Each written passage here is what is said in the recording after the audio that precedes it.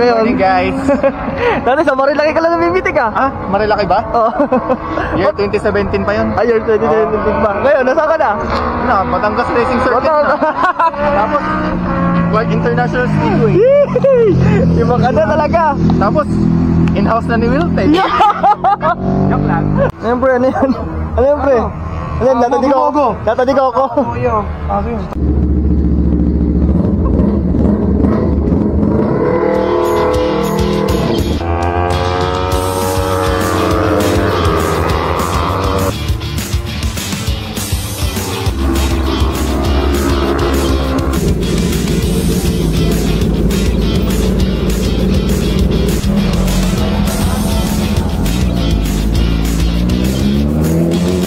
Dito na kami sa BLC ulit at start na ang qualifying nila flow ng mga racer natin.